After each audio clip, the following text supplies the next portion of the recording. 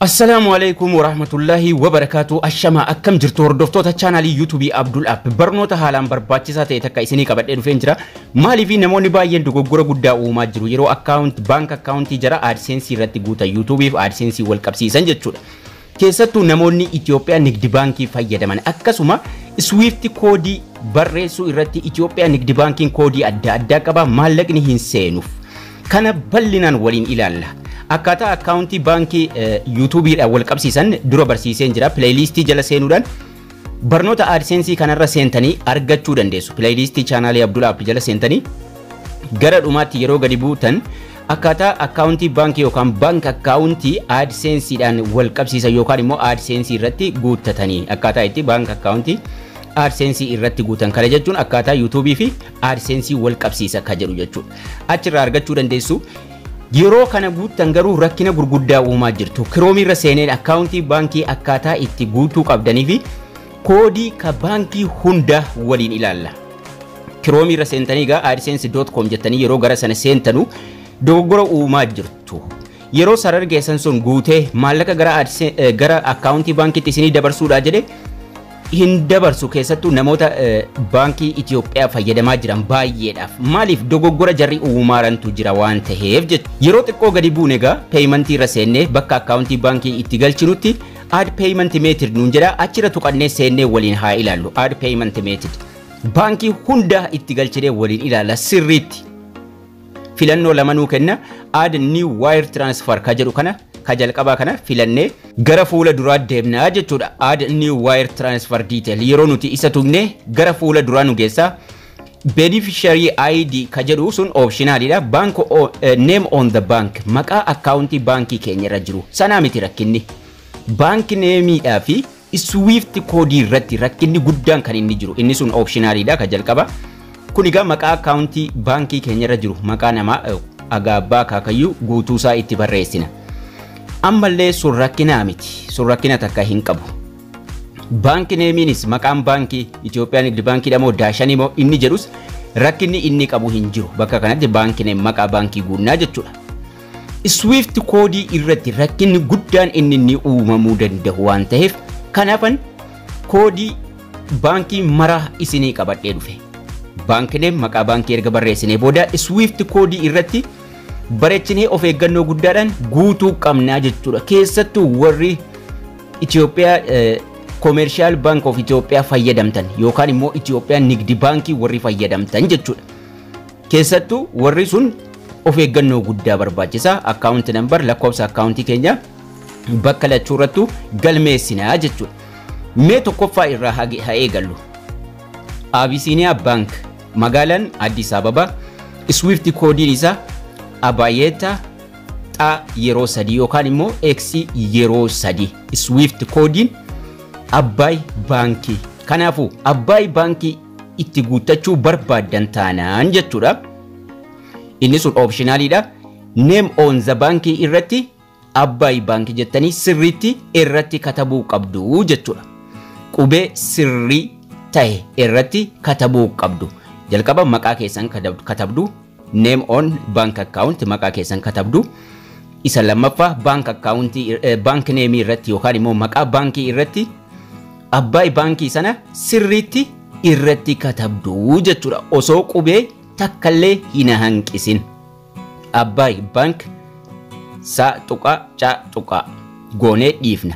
Swift koodiin isa Abayeta xa yeroo sadii yookaan immoo X yeroo sadii isa nuu kenname immoo sanduuqa gajjallaa isaa irratti guuttannaa jechuudha. Abayeta xa yeroo sadii. Sanaan booda lakkoofsa akkaawuntii keenya sanduuqa gadaana lamman irratti itti guunnaa jechuudha. Sanaan ala YouTube'n yoo kana hin sirreessine maallaqa nuu galchuu hin danda'u jechuudha. Baankii lammaffaa Awash International Bank magaalaa Addis Ababa Swift koodiin isa Awineta xa yeroo sadii yookaan immoo X yeroo sadii irratti barreessinaa jechuudha. Awash Baankii fayyadamtu taanaan maqaan isaa Awash International Bank jettanii sirriitti irratti katabuu qabdu jechuudha.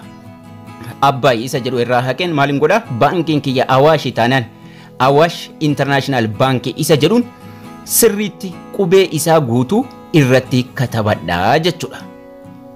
Ergan isa irratti katabee kahe Swift koodii isa abbaayeta jennee ka abbaay ka Awaash irratti jijjiirree katabannaa jechuudha.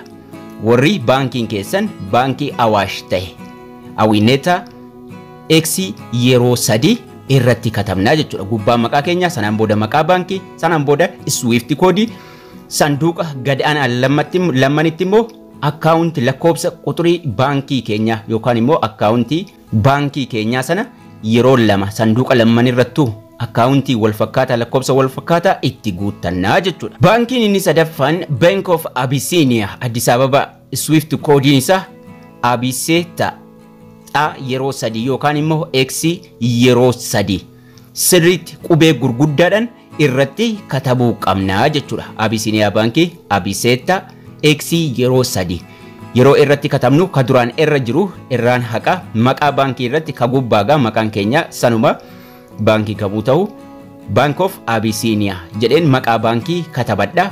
Awineta jennee turre ka duraanii sana irraa haquudhaan ka Bank of Abyssinia sana irra galfadhaa jechuudha.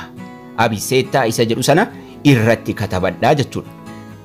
Maqaa keenya maqaa baankii Swift koodii isa akkasuma akkaawunti nambarii wal fakkaataa sanduuqa lamman gadaanaa irratti guuttannee seef godhannaa jechuudha.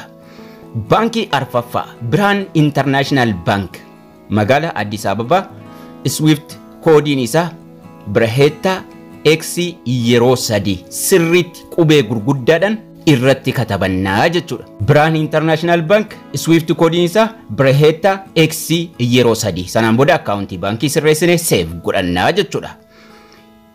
Yeroo irratti barreessinuugaa sirriitti Birhaan International Bank qubee takkitti irraa dhiisuu hin qabnu sirriitti irratti guutuu qabnaa jechuudha.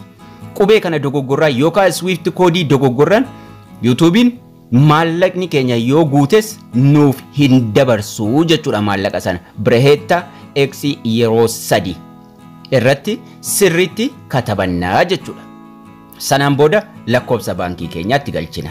Shanaffaa Bunnaa International Baankii innis Swift koodiin isaa Bunnayitta X yeroo 3 isas haaluma kanaan irratti guuttanna. Inni ja'affaan Commercial Bank of Ethiopia magaalaa Addis Ababa Swift koodiin isaa Sibiteta X yeroo 3 garuu 7 jira. Commercial Banking qirincaafi danuu qaba.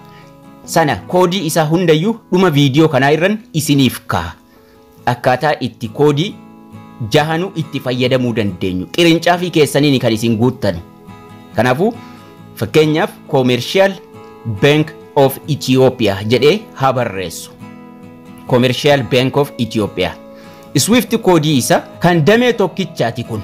Swift koodiin inni kun Sibitetaan XX inni jedhu kun ka tokkichaa qofaa jechuudha. Kan damee adda addaa qabuugaa Commercial Bank of Ethiopia kana qofa. Kanaafuu Swift koodiin isaa adda addaa jechuudha. Ka damee irraa baafattanii Swift koodii damee irraa baafattanii kan isin itti guutuu qabdan. Kanaafuu dhuma viidiyoo kanarra isiniif hin kaha ka hundaayyuu Commercial Bank of Ethiopian meeqa akka inni qabu guutuusa achirran isinii kaa sanarraa ilaallattanii itti guutuu qabdu jechuudha.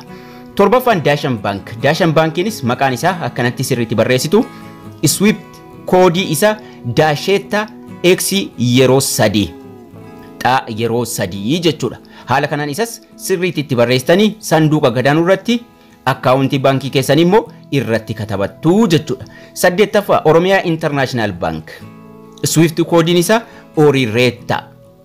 Orireetta xa yeroo 3 qubee xa yeroo 3 sanaan booda lakkoobsa akkaawuntii keessanii ka buukii baankii keessanii irra jiru sanduuqa lamman irratti barreessuudhaan seevii godhattu jechuudha.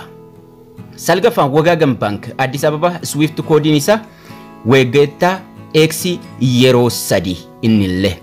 Wagaagan Bank Swift koodiin isaa Wegeetta X yeroo 3 kana sirreessitanii irratti katabdanii itti ergitu jechuudha. Walumaa galatti egaa Abbaay Bank, Abiyeta, Awaash International Bank, Awineta, Bank of Abyssinia, Abiseta, Birhaan International Bank, Birheetta, Bunnaa International Bank, Bunneyitta jechuudhaan sirreessitanii itti katabdu jechuudha. Commercial Bank of Ethiopia yookaan immoo Nigdi Bankiin Ethiopia ka adda addaa qaba.